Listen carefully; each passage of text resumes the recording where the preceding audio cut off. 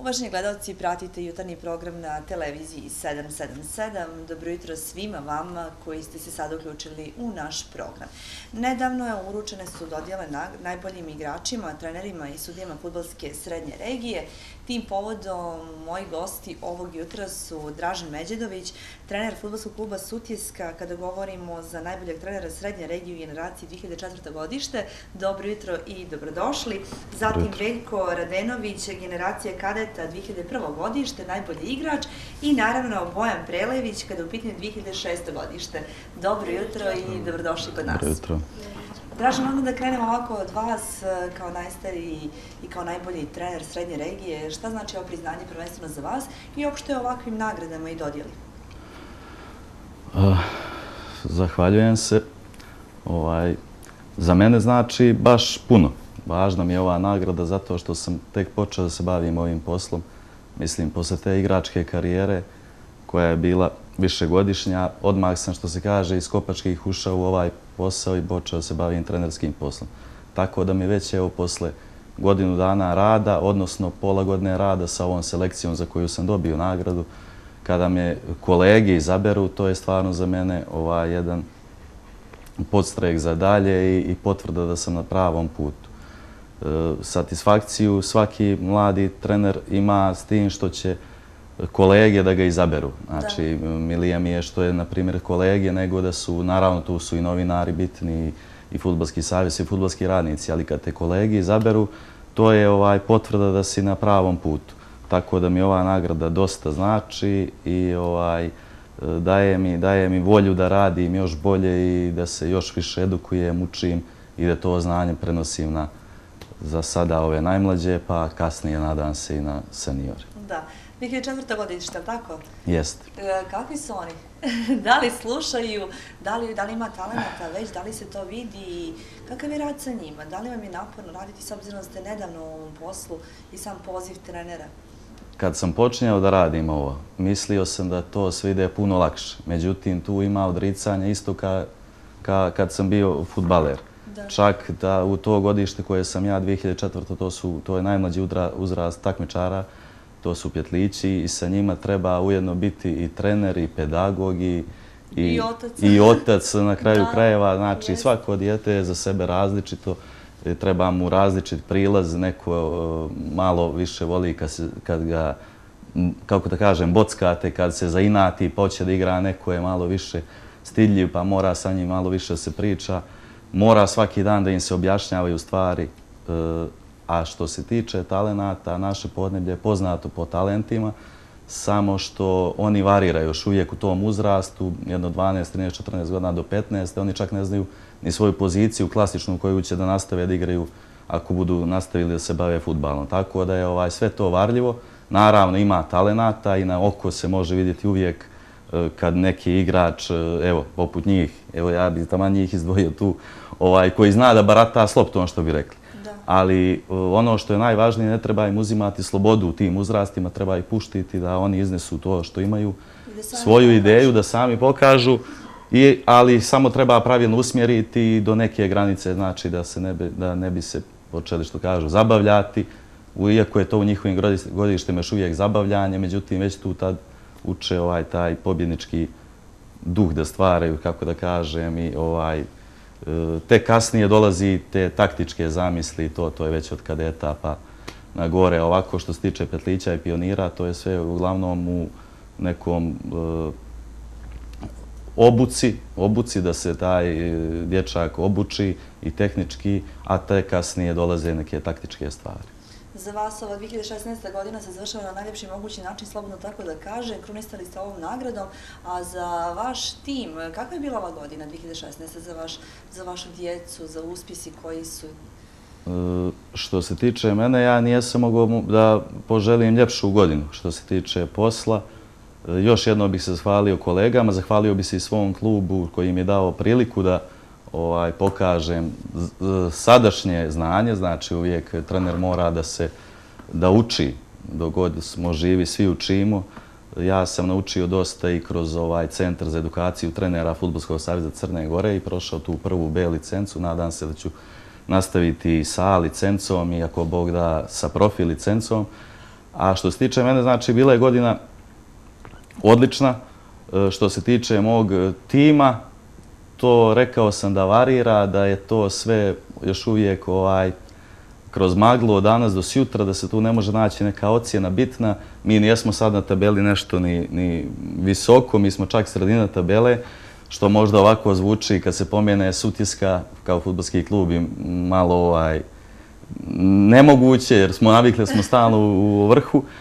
Ali glavno je, kažem, za ta godišta da iznesu svoje što imaju, da ih ne sputavate i onda će doći rezultati za 2, 3, 5, 10 godina, jer svi mi radimo ovo da bi oni kao igrači bili stvoreni za neke veće domete, ne samo da ostanu u rangu petlića, kadeta i omladinaca, nego da bi se oni, dok dođu do seniora, iskočili, što bi rekli, u nekog pravog igrača, naslednika, reprezentativca Crne Gore.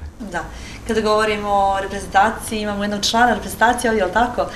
Veljko, 2001. godište, najbolji igrač iz fudbalskog kluba Komer, tako? Da li su nešto pobrkale ili to je tako? Šta za tebe znači ova nagrada? Isto pitanje kao što je bilo za Pa za mene ova nagrada znači mnogo i želio bih se zahvaliti treneru Minji Ljumoviću, kome čestitam zasluženo priznanje kao najbolji trener i vrlo mi je drago, vrlo sam srećan zbog njega, zato što je on to zaslužio.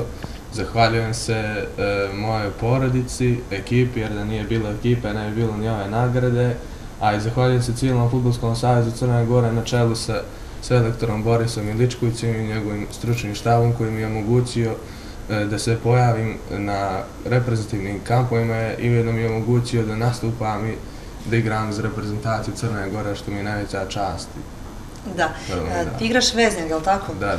Koliko treniraš u toku dana? Treniram, najviše treniram 3 puta, a obavezno mi 2 puta na dan. Da. Ajde nam kaži malo kakva je ova 2016. godina bila za tebe, pored ove nagrade, naravno, koja je najveća kruna, što smo rekli, kakva je bila, koji su to uspjesi, koliko golova iza tebe. Gledamo neke kadrove sa nekih utakmica, slobodno nam kaži o čemu se radi.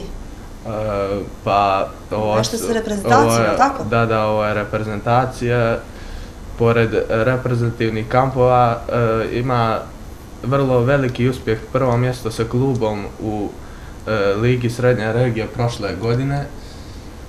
9. i 2000. godište. To je to. Dobro. A reci mi neke planove za naredni period, kakvi su ti planovi? Da li imaš to ili još uvijek? Će me postaći da još bolje, još jače, još intenzivnije treniram, a vjerujem da će se ti treninzi isplatiti kao što su se danas isplatiti. Imaš nekog idola? Mesut Ozil. Da, odlično. Reci nam, Veljko, još što se tiče tvojih uspjeha i nagrada, uopšteno do sada, koliko ih je bilo? Pa osim ove, rekao sam, sa klubom prvo mjesto, što mi mnogo znači. Nastavili smo, ove polusezone smo prvi, hvala Bogu, i vjerujem da ćemo nastaviti, da ćemo osvojiti ovu ligu. Jel da? I ove godine. Nadaš se tako će biti? Nadam se da će biti. Da, odlično. Tu je i Bojan Prelević. Bojane, da li tebe treba da predstavljamo, te više svi znaju? Fudbalski klub Kalče, ali tako? Jest. Najbolji si? Jest. Odlično. Reci mi ti šta se tebe značila nagrada i koja je ovo po redu nagrada, da li znaš broj? Ova nagrada mi mnogo znači. Ja se zahvaljujem Fudbalskom savezu Crne Gore Srednje regije i svim trenerima i kapitanima koji su glasali za mene. Ja sam u 2014. i 2015. godini bio na nekoliko kampova Roma i Partizana. Osvajao sam sa svim fudbalskim klubom Kalče mnoga priznanja, a u 2015. godini sam osvojio PH za najboljeg strijelca igrača.